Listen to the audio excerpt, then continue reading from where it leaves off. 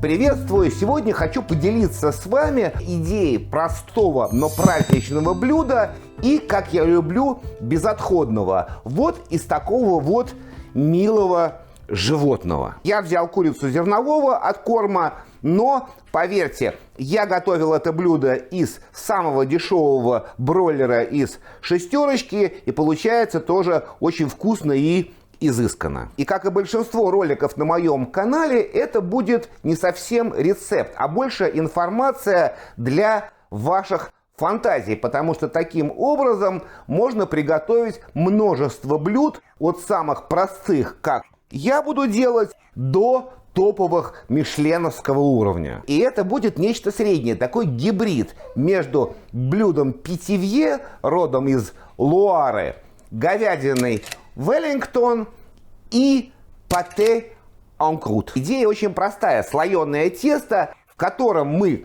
запекаем основной продукт, обернутый фаршем через овощную прослойку. И вы теперь понимаете, почему я сказал множество блюд. Вместо курицы возьмите, например, утку, утиную грудку, заверните фарш из утиного мяса с добавлением трюфеля и фуагра, добавьте туда, может быть, что-то сладкое, чернослив или бруснику. И совершенно не обязательно птица. Возьмите какую-нибудь плотную рыбу, оберните ее фаршем из креветок, омаров, не знаю, что вы придумаете. Можно вместо капусты, которую я буду использовать, взять, например, листья нори. Ну, вот такая фантазия. Или взять свиную вырезку, приготовить фарш из свиной грудинки с добавлением грибов и трюфеля. И добавляйте туда разные текстурные ингредиенты, какие-то орешки, сухофрукты, разные специи, приправы. В общем, все что угодно. Все зависит от вашей фантазии. Ну а если по каким-то причинам фантазии не хватает,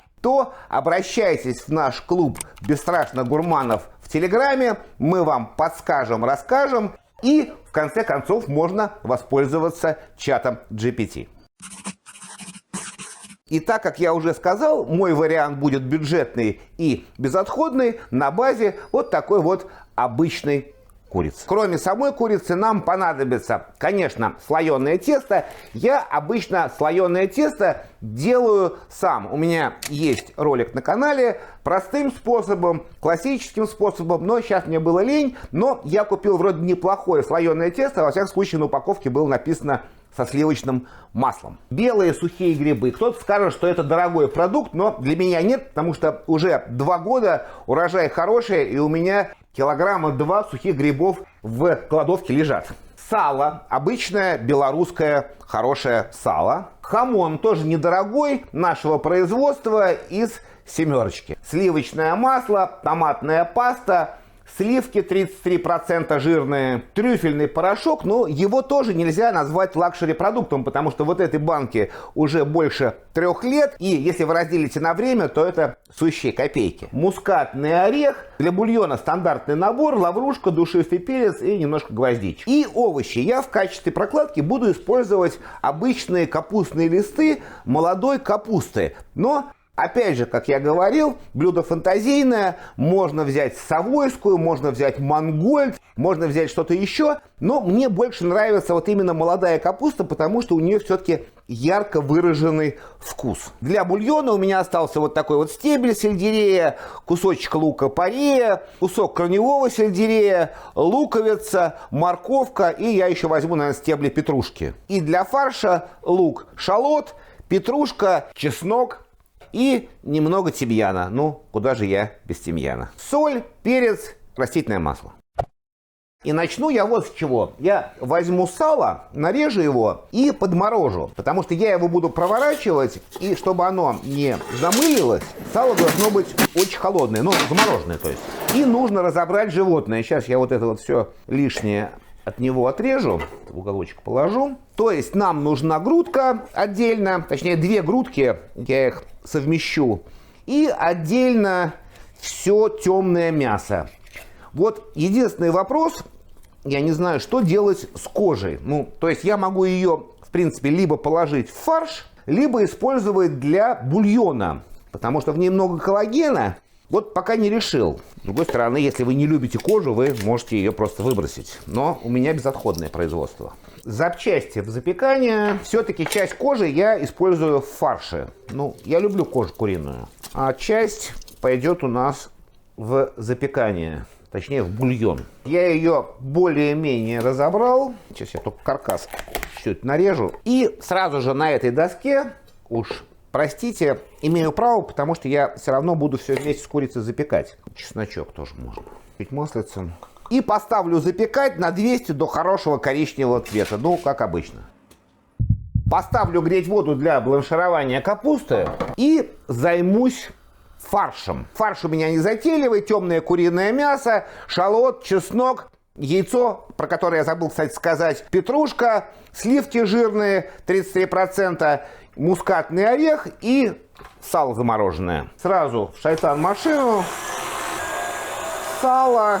Я буду на крупной решетке все прокручивать. Чеснок сразу проверну.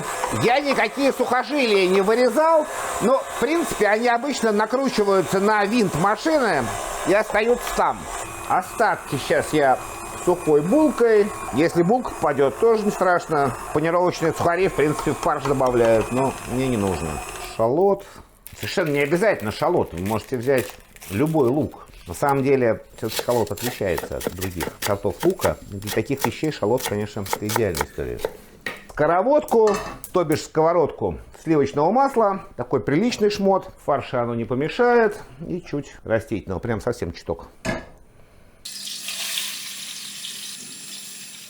До такого бледно-коричневого цвета. Мелко петрушку. Фарш нашу петрушку. Лук уже остыл. Соль. Где-то пару ложечек. Сливки. Яйцо. Листики тимьяна. Главное, чтобы палки не попадали. Натру мускатный орех. И перец. У меня смесь черный, розовый, зеленый и белый. В шайтан-машину опять его. Лучше так мешать. Надо попробовать. Я знаю, что сырую курицу пробовать нельзя, но много чего нельзя. Соль, перец, все хорошо. Он получился немного жидковатый, но это небольшая проблема, потому что я его немножко подморожу. Тогда его просто легче будет наносить, и он будет держать форму. Сейчас я его просто в морозилку поставлю. Грудка, с ней все просто, но сначала я бланширую свои капустные листы. Я не знаю, зачем я так много взял. Будет толстый слой капусты. Я листья в холодную воду класть не буду. Надеюсь, они свой цвет не потеряют. Действительно много сделал, ну, приготовим голубцы в конце концов. И как раз запеклись наши запчасти. О, какие они коричневые и прекрасные. И в кастрюльку, где варилась капуста, я поэтому, кстати, ее и не солил. Вкус капусты нам не помешает. Все должно быть технологично. И надо эти прижарки дегласировать просто водой. Прижарки обратно в кастрюльку. И будем все это вываривать до состояния жю, то есть густого соуса. Очень-очень долго. Ну а душистый перец, гвоздику, лаврушку и остатки овощей я закину в самом конце, чтобы они не выветрились, свой аромат не потеряли. Для грудки подготовлю панировку, она у меня будет своеобразная, из сушеных белых грибов. Я могу себе это позволить, потому что когда я грибы сушу, я обязательно их сначала промываю. Вот зачем это нужно. Поэтому никакого песка, никакой земли у меня там нет. Если они у вас влажные, то можно предварительно, чтобы они лучше пробивались, подсушить их в духовке, например, или в микроволновке. Ну вот, получилась такая хорошая пудра. Они с грудкой прекрасно приготовятся, никаких проблем нет. Ничего не нужно замачивать, все будет отлично. Поверьте, потому что я уже это дело проверял. Подготовлю грудку. Ничего особенного. Соль, естественно, черный перец, точнее моя смесь перца, грибную панировку. Я просто в ней обваляю. Она влажная, на ней все будет хорошо держаться. Пищевую пленку. Листья я не обрезал, давайте я пленку пока сверну, потому что нам вот это вот нужно вырезать, иначе они просто не будут сворачиваться. Ну как, на голубцы. Пленку я чуть-чуть маслом смажу, так на всякий случай, чтобы легче потом ее было снимать. Выкладываем наши листья. по размеру. Как я говорил, у меня получится толстый слой, и это очень хорошо. Теперь грудки я их положу вот так вот паровозиком, ну, чтобы была одна ровная форма.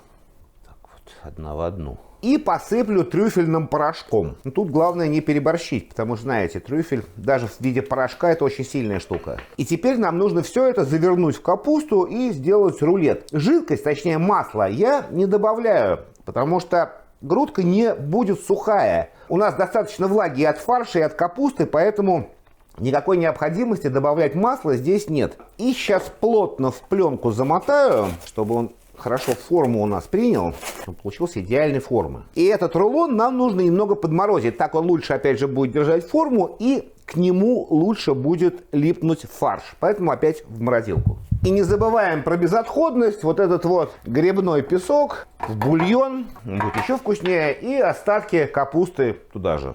Опять же, хуже не будет. Все подготовил, можно приступать к сборке. Сейчас я яйцо сразу сделаю для смазывания. Добавлю молоко, ну так, для лучшего цвета.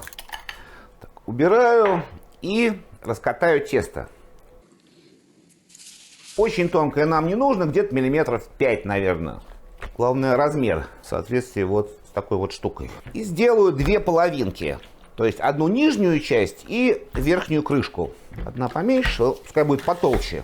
Кривенькие они у меня такие получились, но это особого значения не имеет. Так, все откладываем. И самое ответственное, то есть сборка. У меня бумажка для выпечки хорошая, силиконовая, поэтому смазывать я ничем не буду. Вообще хорошее слоеное тесто, оно не прилипает, там очень много масла. Пусть она пока полежит, а я выложу верхний слой. То есть свой хамон. Это будет прослойка между фаршем и тестом. Ну, таким образом у нас тесто не будет мокрое. Как Веллингтон, собственно говоря. Слой фарша, нижний. Видите, он застыл и стал достаточно пластичный, что нам и нужно. Его аккуратненько разровняю. Грудку. И теперь нам нужно вот это все замазать фаршем. Вот давно я глиной и скульптурой не занимался, но тут ручная работа. Нам нужно все вот это вот облепить. Лучше руками это делать. Вроде весь фарш я использовал. На голубцы нам не хватило. Не беда. Так. Ну вот, как раз один лишний кусочек остался. Смажу яйцом для склейки верхний слой. Аккуратненько сейчас подожмем со всех сторон его. Лишнее тесто обрежу. То убираем. Не очень экономично у меня получилось, но я с этим тестом что-нибудь придумаю. Слоеное тесто, оно никогда не пропадет. Теперь нужно проковырять дырочки. Если вы смотрели мой ролик про пате en croûte, это то же самое. То есть, чтобы пар выходил. Я две сделаю, потому что у меня штука большая с двух сторон. И я сделал вот такие вот дымоходы из фольги. Аккуратненько вставлю. Ободочки сделаю вокруг. Декорация это не мое совсем. Хорошо, что я не кондитер. Поражаюсь людям, которые делают всякие красивые торты. Какую надо иметь выдержку и терпение. Сейчас я все намажу. Потом подумаю про декор. Нашел в хозяйстве вот такие вот старые ржавые штампы. Вроде они новогодние. Сейчас я что-нибудь вырежу. Довольно странный набор. Я думаю, что это вырубка для пряничных домиков. Такой вот получается пирожок для семейства Адамсов немножко. И еще снизу я хочу сделать вот так вокруг косичку. Не знаю, получится. Как косичка у меня не получилась, я как электрик умею только провода закручивать. Вот такой получился у меня витой провод. Ну, как раз хватило. Лишнее вот здесь вот у нас обрежем, чтобы все было идеально ровно. Нет пути к совершенству. Так, термощуп на 74 градуса. Нам нужно в нашу грудку это дело воткнуть. И в духовку до готовности термощуп нам скажет. Я поставлю сначала градусов на 150, а потом, чтобы подрумянилось, градусов 180-200. Бульон уварился где-то на 2/3, может больше. Перелью в маленькую кастрюльку теперь все. И потихонечку продолжу его вываривать до состояния жю, такого вот насыщенного мясного соуса. И в качестве гарнира приготовлю простое морковное пюре. Морковка у меня мытая, поэтому чистить я ее не буду. Кружочками ее нарежу. Добавлю розмарин. Морковка любит розмарин. Немного сахара. Так вкус будет насыщенней. Чуть-чуть маслица. Накрою ее фольгой. И в духовку до готовности. морковку в блендер. Естественно, без розмарина. Я его уже удалил. Сливки. Сливочное масло. Немного порошка карри. Соль и перец. Так. Проба. Вообще шикарная пюрешка. Ну, у меня карри очень хороший. Я его с Цейлона привез. Прям правильный. Так. Трубы сейчас вытащу. Но от декора мало что осталось. Сейчас он или оно остынет и будем резать, подавать.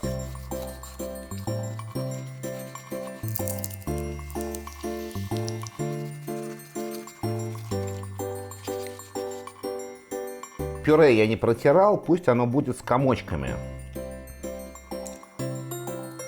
Соус я не процеживал, поэтому надо его через сито.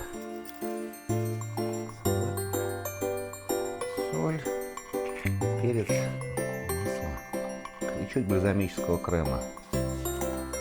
Маленькая тарелка для этого куска огромного.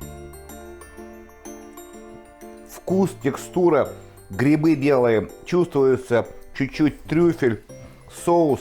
Все замечательно, к этому претензий нет. Но, честно говоря, я расстроился. Потому что капуста почему-то потеряла полностью свой цвет. Стала какая-то защитного цвета. Морковка с карри, с этим соусом. Грудка нежная. Ну, все хорошо.